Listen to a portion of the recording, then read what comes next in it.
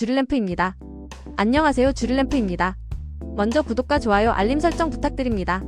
25년 11월 27일 한국은행은 기준금리를 현 수준인 연 2.50%로 4회 연속 동결했다. 시장은 일부 완화 기대도 있었지만 한은은 물가 압력과 환율 리스크, 부동산 시장 불안 등을 이유로 신중한 스탠스를 유지했다. 금통위는 물가가 목표 수준으로 안정되지 않았고 대외 불확실성이 여전하다며 조기 인하 가능성을 사실상 차단했다. 이번 결정의 배경에는 세 가지 핵심 요인이 자리한다. 첫째, 환율 리스크다. 11월 말 원달러 환율은 1,470원대 중반까지 상승했다. 미국의 금리 인하 기대에도 불구하고 달러 강세가 이어지며 원화 약세 부담이 커졌다. 이 상황에서 금리 인하를 단행하면 외국인 자금이 빠져나가고 원화가 추가 하락할 위험이 있다. 둘째, 가계부채와 부동산 시장이다. 2025년 들어 주택담보대출 증가세가 다시 가팔라지고 있으며 일부 지역은 가격 반등 조짐까지 보인다. 한은 입장에선 금리를 내리는 순간 대출 수요와 집값 상승이 동시에 폭발할 수 있다. 따라서 부동산 버블 재점화를 막기 위한 경고성 동결의 성격이 강하다. 셋째, 인플레이션 압력이다.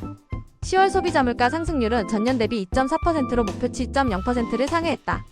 국제 유가와 식료품 가격 상승이 이어지고 원화 약세가 수입 물가를 자극하면서 물가가 쉽게 꺾이지 않고 있다. 한은은 2025년 소비자 물가 전망치를 상향 조정했고 조기 인하는 물가 안정에 도움이 되지 않는다는 입장을 명확히 했다. 그렇다면 이번 금리 동결이 연말 증시에 어떤 영향을 미칠까? 우선 정책 불확실성 완화 측면에서 긍정적이다. 금리 인하 기대가 꺾였지만 한은의 예측 가능한 정책은 투자자들에게 안정감을 준다. 증시는 갑작스러운 정책 변화보다 일관된 방향을 선호한다. 특히 외국인 투자자들은 금리 환율 리스크가 완화될 경우 일부 자금 재유입 가능성도 점쳐진다. 다음은 KOSPI의 반응이다. 11월 말 기준 KOSPI는 2470선 근처에서 등락을 반복하고 있다. 연말 산타랠리 기대감이 남아있지만 금리 동결은 단기적으로는 상승 모멘텀을 약화시킬 수 있다. 그러나 중장기적으로 보면 고금리 기조 유지 속에서도 기업들의 실적 개선, 기대와 배당 시즌 진입이 맞물리며 완만한 반등이 가능하다는 분석이 우세하다. 또한 환율 안정 여부가 연말 증시의 핵심 변수다. 원화 약세가 진정되면 외국인 수급이 개선될 수 있지만 반대로 환율이 다시 급등하면 외국인 이탈과 수출 기업 부담이 동시에 커질 수 있다. 특히 1,480원대를 넘는 환율 흐름이 이어진다면 연말 증시의 랠리는 제한될 가능성이 높다. 부정적 요인도 여전하다. 내수 경기 부진과 실질소득 감소로 소비가 위축되고 있고 기업 투자 역시 늘지 않고 있다. 여기에 미국, 중국 등 주요국 경기 둔화 우려가 겹치면서 수출 회복세도 완만하다.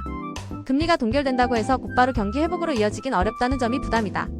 결국 이번 결정은 한은의 신중한 버티기로 요약된다. 금리 인하를 서두르지 않되 경기 하방 리스크가 심화될 경우엔 내년 초 완화 가능성을 열어둔 셈이다. 투자자 입장에서는 지금이 불확실성의 골짜기이자 안정화의 초입일 수 있다. 단기 급등보다는 환율, 외국인 수급, 실적 흐름을 함께 관찰하며 점진적으로 접근하는 전략이 필요하다. 연말 증시의 키워드는 안정 속 기회다. 금리 동결은 실망보다는 예측 가능한 안정감을 주며 장기적으로 시장 체력을 다지는 과정으로 해석할 수 있다. 연말 증시는 급등보다는 완만한 회복세, 특정 섹터 중심의 순환 상승이 이어질 가능성이 크다. 오늘 내용이 괜찮으셨다면 구독 한 번씩만 꼭 눌러주세요. 경청해주셔서 감사합니다.